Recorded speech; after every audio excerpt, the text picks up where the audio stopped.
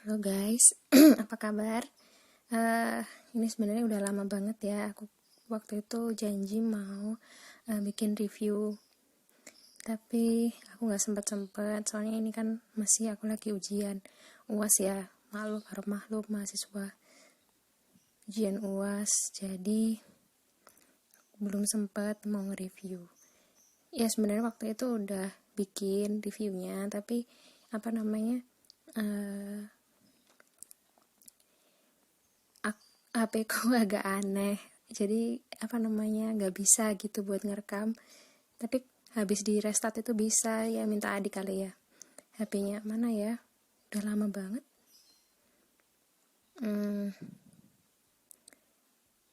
Mana ya, waktu itu aku nawarin bikin review.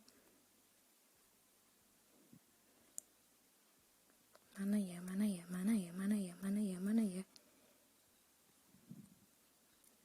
Wah, ini open review. Seperti biasa kita buka yang paling pertama.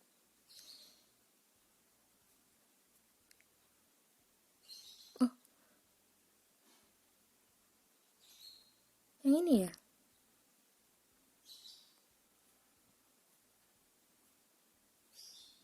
Wah, ini. Soalnya kemarin aku ingat namanya Agustina Dewi Susanti. Oke, kita baca ceritanya. Dia ada 2. Yang ini aja, yang Me and the Vertical Garden ya. Kayak berupnya bagus sih, bagus. Ini bunga dandelion kali ya. Tapi apa ya? Terus judulnya Vertical Garden, taman yang vertikal. Gak tahu ya, filosofis gitu kayaknya ya. Kita baca dulu buknya. Maaf.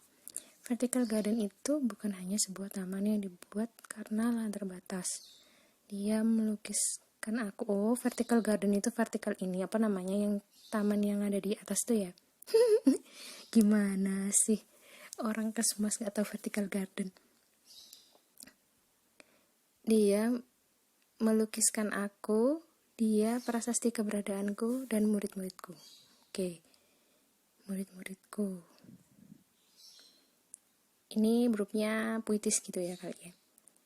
Ya teman-teman, kalau kalian mau bikin grup itu, kalau grup yang puitis gini doang itu kurang menarik. Jadi kalian mau bikin grup yang puitis boleh, tapi di bawahnya itu harus ada konfliknya dari cerita kalian. Karena yang bikin kita tertarik buat baca cerita itu adalah konfliknya. Jadi kalau kita baca grup itu konfliknya itu kita nggak tahu konflik ceritanya tentang apa, itu jarang banget orang mau baca buku itu gitu ya. Jadi bukunya itu sebaiknya itu grupnya itu harus berisi konflik dari cerita. Jadi menurut aku ini grupnya bagus, tapi nggak membuat aku tertarik. Oke, kita lanjut baca. Oke, prolog. Tapakkan kaki di sekolah itu, entahlah mengapa timbul perasaan gersang, padahal di halaman sekolah terdapat beberapa pohon buah-buahan mulai. Wah, ini kalau aku baca tulisannya ya, ini kan grup ya. Ya ini prolog ya. Aku lebih suka langsung baca ke ceritanya aja. Gaya bahasanya dia bagus banget. Aku suka kalimatnya efektif, pendek-pendek gitu. Enaknya dibaca. Terus diksinya juga bagus. Daun-daun kering dibiarkan berserakan. Bagus lah, pokoknya diksinya. Bagus ceritanya. Diksinya bagus. Pilihan katanya dia bagus. Tapi kita lihat dulu di ininya, konfliknya ya. Mendadak jabrik. Selamat bergabung. Saya senang sekali ada anak muda yang mau ikut belajar di sini, kata bu kurikulum. Besar rasanya kepalaku, usiaku sudah lewat 30 dan masih disebut muda. Gue keren gak sih? Oke. Ini ada tanda bintang tuh, maksudnya kayaknya nggak perlu ya, soalnya apalagi ini kayaknya pakai POV 1, jadi langsung aja gitu. Bu kurikulum kemudian sibuk mengamati jadwal di tangannya. FY, I, jadwal itu masih tulisan tangan. Aku malah mulai merasa ada yang menggelitik perutku. Tempat lain mungkin sudah ada yang pakai ASC untuk mengatur jadwal. Lah ini dengan sebilah pedang, pensil dan penghapus, buku kurikulum coret sana coret sini. Konon tugasnya adalah mencarikan tempat agar aku sebagai guru baru yang masih merdeka bisa setiap hari ada di sekolah. Saya kok tidak menemukan celah dimanapun untuk membuatmu datang ke sekolah ini setiap hari. Mengapa? Masalahnya apa, Bu? Mengapa saya harus di sini setiap hari? Memangnya setiap hari ada pelajaran matematika? Ya enggak, hanya saja jika ada yang di sekolah setiap hari kan kami tidak khawatir kalau ada guru lain yang berhalangan. Rambutku mendadak jabrik. Oke, ini juga masih prolog kayaknya ya. Ini pendek banget ceritanya itu. Cuman berapa kata nih? Semangat bergabung. Ada kesalahan di sedikit banget kesalahannya, minim banget. Typonya juga minim. Aku suka lah sama ceritanya. Kayaknya menarik tentang guru baru ya. Terus habis itu kesalahannya di ini dialog tag ya. Jadi selamat bergabung. Saya senang sekali ada anak muda yang mau ikut mengajar di sini. Nah ini harusnya pakai koma ya, nggak pakai titik. Soalnya kan setelahnya itu kata ibu kurikulum. Ya itu aja kayaknya kesalahannya. Bagus ceritanya, menarik juga. Lanjut kita ke bab selanjutnya. Jadi dimulailah hari-hariku, juga hari-hari aku tereliminasi sebagai guru honorer di sebuah sekolah swasta. Lokasi sekolah tidak jauh dari rumah, membuatku memilih mode on foot alias jalan kaki. Biasanya alasannya sih biar sehat gitu, lagian aku dikaruniai sepasang kaki normal. Jarak yang harus kutempuh tidak jauh, paling 15 menit jalan sudah nyampe. Oke, 15 kalau di PWB itu kalau nggak salah kata angka yang kurang yang 2 digit itu harusnya ditulis dengan huruf ya, bukan dengan lambang bilangan. Itu aja kayaknya. Aku berkeyakinan menjadi guru adalah sebuah jalan menuju surga. Jadi setiap langkahku akan dihitung sebagai perjuangan. Maka mari kita banyak berjalan kaki menuju tempat kerja. Sebenarnya pertimbanganku tidak cuma itu sih. Ada juga pertimbangan dana. Aku belum memiliki motor. Nah, uang transport yang bakal kuterima setiap hari itu 5.000 dengan harga premium saat ini 7.600 dan ongkos ojek sekali jalan untuk jarak itu 5.000. Maka jalan kaki adalah pilihan yang lebih sehat untukku. Minimal ongkos ojek yang cuma bisa dipakai berangkat itu bisa aku alih fungsikan untuk makan siang. Keren banget kan aku bisa mengatur dana minim. Nah ini bintangnya kayaknya gak usah dikasih bintang. Terus kali pertama masuk siang aku disambut wajah-wajah tercengang murid-muridku. Tidak kalah tercengang, bagaimana tidak, dalam bayanganku anak-anak kelas 9 SMP 9 SMP itu masih imut, masih seperti adikku yang suka towel-towel pipinya. Pemandangan yang kulihat ketika pertama kali menjejakkan kaki di sekolah ini sama sekali berbeda ketika aku berhadapan dengan mereka. Ku tengok jalan di tanganku. Benar, ini kelas 9. Loh, Pak Bagas kemana? Tanya seorang siswi berjilbab. Bibirnya jelas memakai lipstik. Bulu mata bagian atasnya juga di latar belakangnya eyeliner tipis. Nanti aku akan mendekat untuk memastikan apakah dia memakai maskara. Kamu anak baru ya? Mengapa tidak diantar guru? Tanya seorang anak. Mungkin aku salah. Dia tampak setua ayahku. Wah, ini baby face ya tokoh utamanya. Dia dianggap anak baru sama muridnya. Ini kelas 9 kan? Tanya aku. Benar, kami mencari Pak Bagas. Tanya anak lain yang rambutnya sebagian dicat pirang. Wih, kelasnya anak nakal nih. Saya Bu Dani. Ini Bu ya. Bu itu kalau diikutin dengan nama orang harusnya huruf besar. Saya menggantikan Pak Bagas, ucapku. Nah ini salah ya, dialognya harusnya pakai koma. Paknya kan besar kan hurufnya karena diikuti nama orang.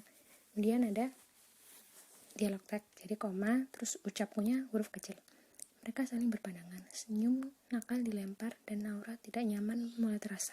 Oke, kata dan itu adalah kata hubung. Jadi kata hubung itu sebaiknya tidak ada di awal kalimat ya, karena kata hubung itu fungsinya kan untuk menghubungkan hubungkan anak kalimat dan induk kalimat.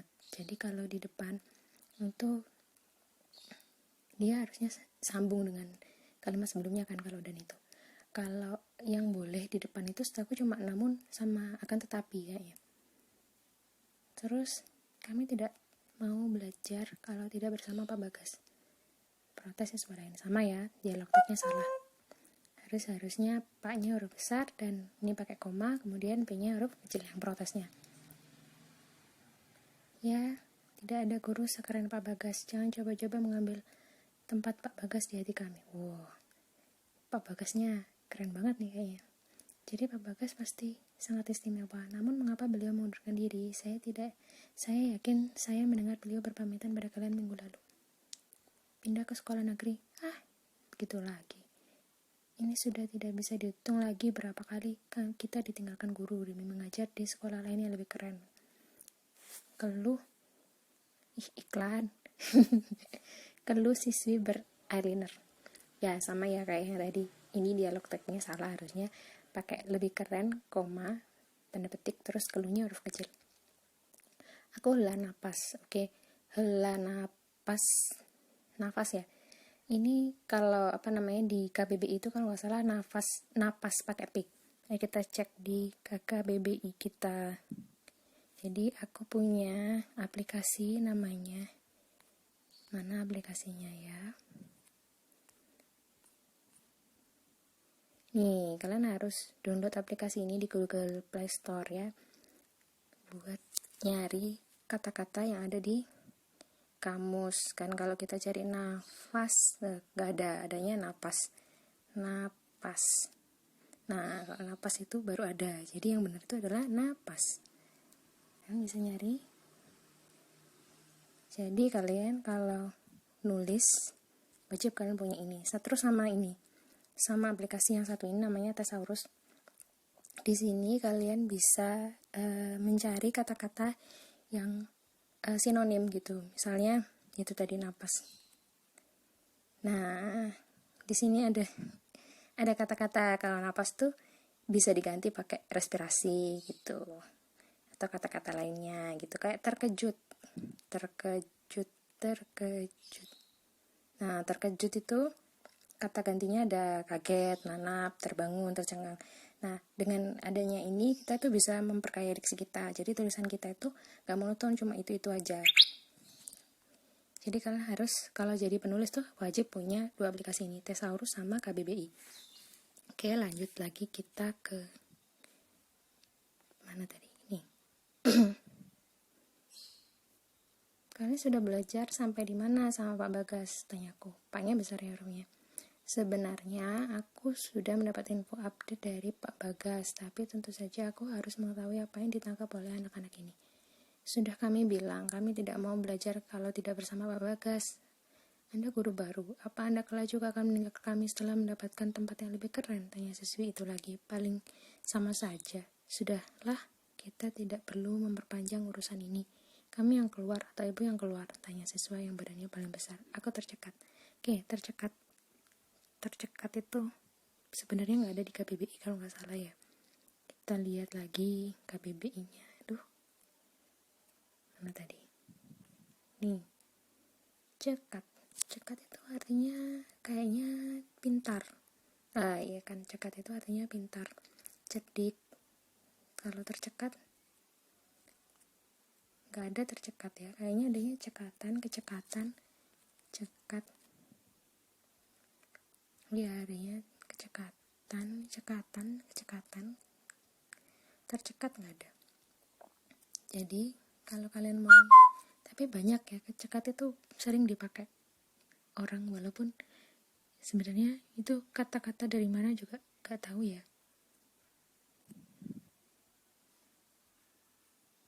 Di Thesaurus ada nggak cekat?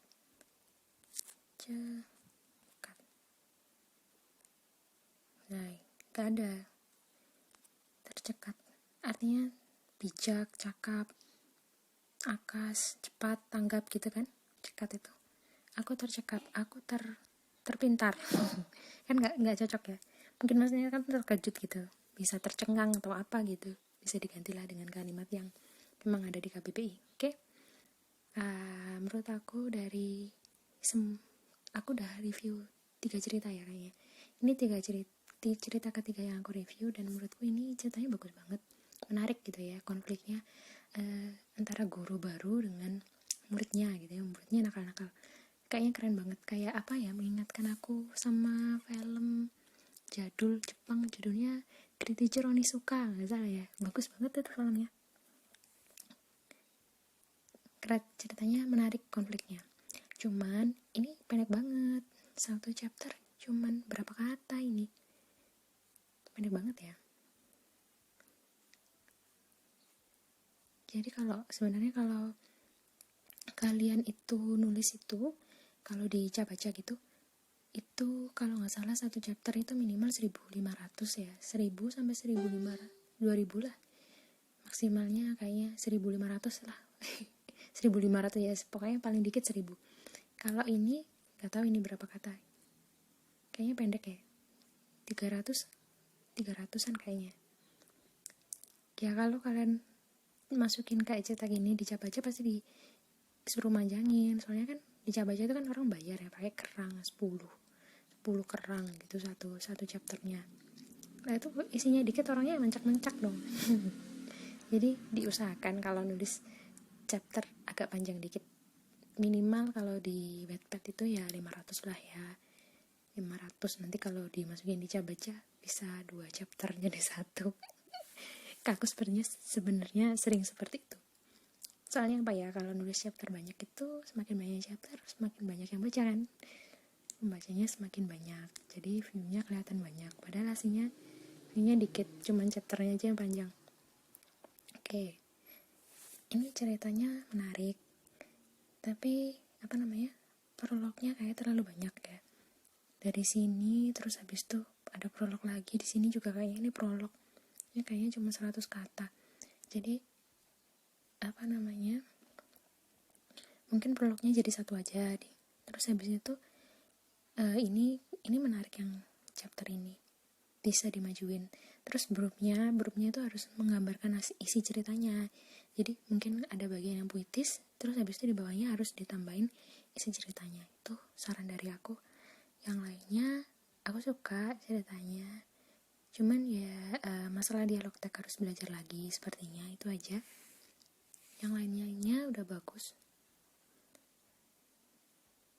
Dan kata-katanya ya, mungkin kata-kata yang ada yang perlu dicek lagi, kata-katanya di aplikasi tadi KBBI sama Thesaurus. Oke, udah sekian review kali ini, sampai jumpa di video selanjutnya.